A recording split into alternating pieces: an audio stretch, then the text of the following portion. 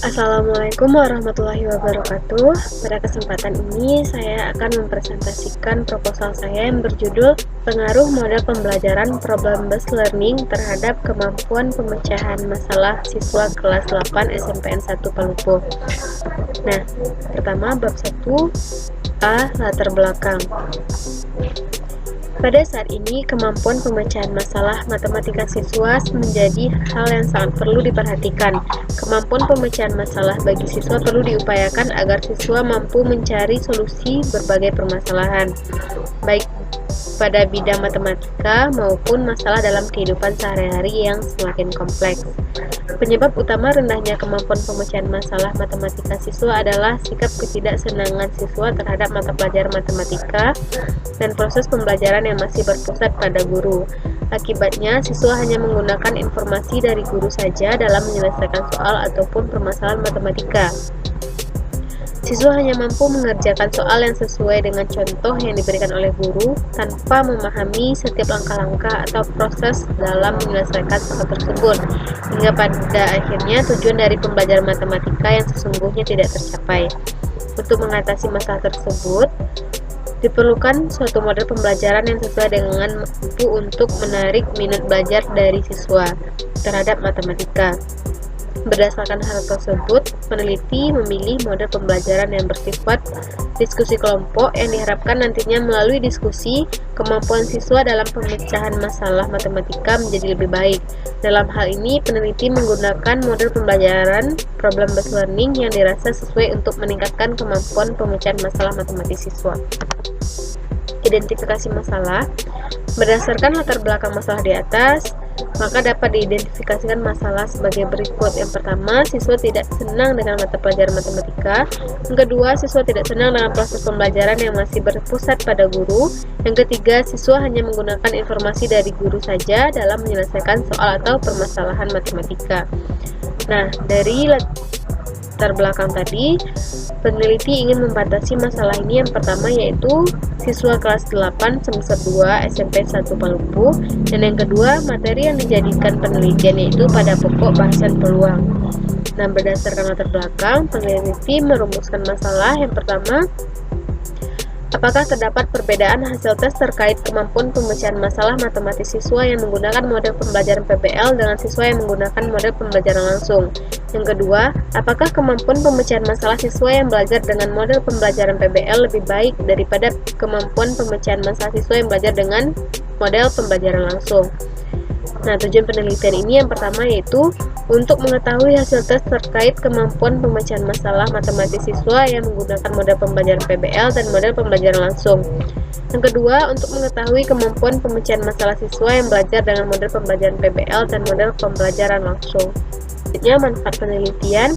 Yang pertama, manfaat teoritis. Secara teoritis, penelitian ini dapat memberikan gambaran perbandingan kemampuan pemecahan masalah matematika siswa menggunakan model pembelajaran problem-based learning dan model pembelajaran konvensional atau langsung.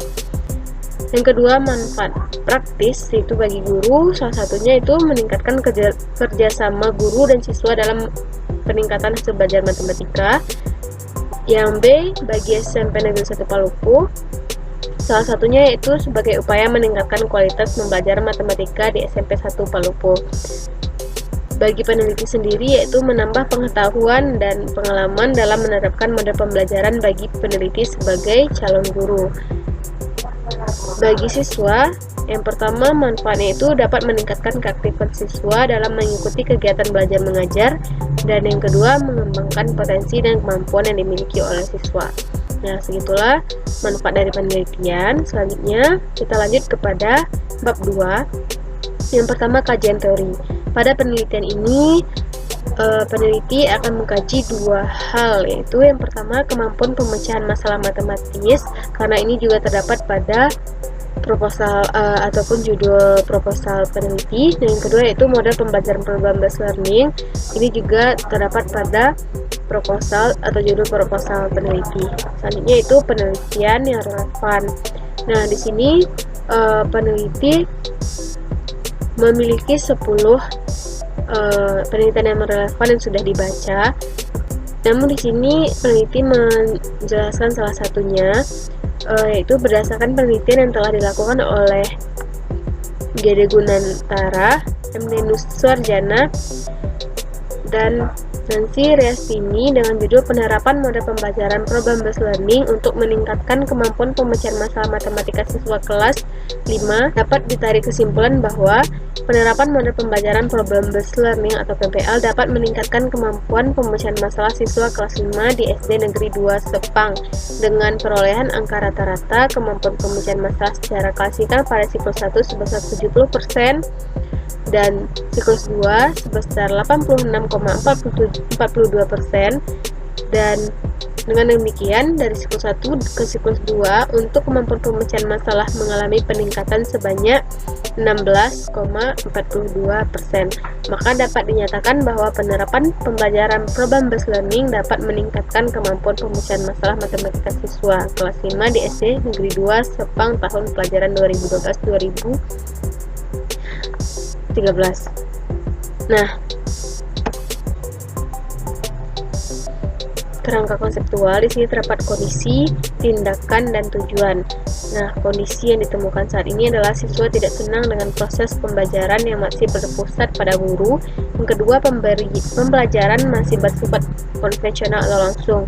Ini didapat dari evaluasi awal, dan lalu dari kondisi ini didiskusikan pemecahan masalah dan diambil tindakan berupa yang pertama pemberian model pembelajaran yang baru di dalam kelas, dan yang kedua pemberian model pembelajaran PBL kepada siswa.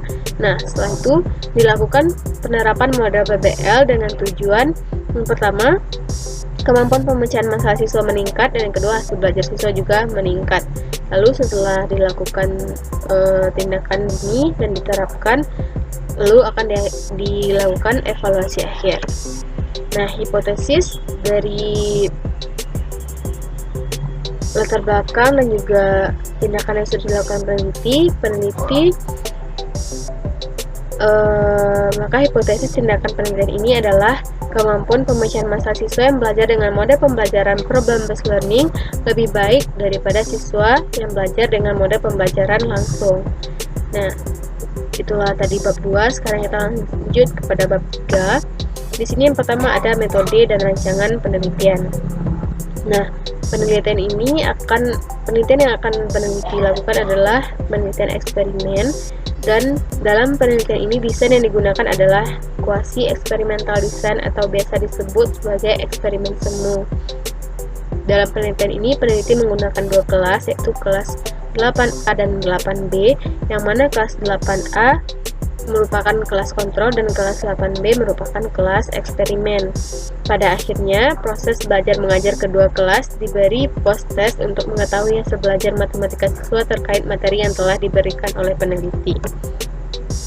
Yang B, populasi sampel. Populasi dari penelitian ini adalah seluruh siswa kelas 8 SMP Negeri 1 Palupuh, dan yang terdiri yaitu kelas A yang berjumlah 20 siswa dan kelas B yang berjumlah 20 siswa, hingga jumlah populasi pada penelitian adalah 40 siswa.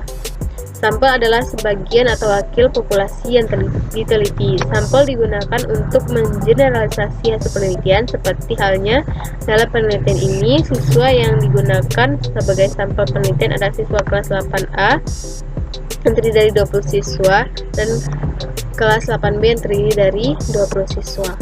Nah, prosedur penelitian dalam penelitian ini, peneliti akan melakukan persiapan penelitian dan juga pelaksanaan penelitian.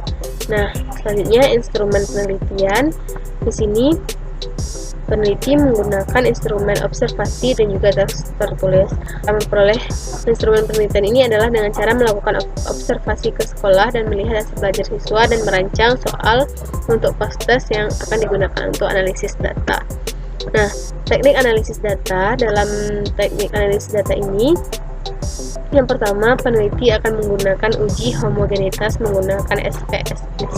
Nah, data yang peneliti gunakan dalam uji homogenitas ini adalah data nilai matematika pada rapor siswa yang sebelumnya peneliti peroleh dari guru mata pelajaran di sekolah. Yang kedua, uji normalitas menggunakan SPSS. Data yang digunakan merupakan data hasil post-test pada kelas eksperimen dan juga kelas kontrol.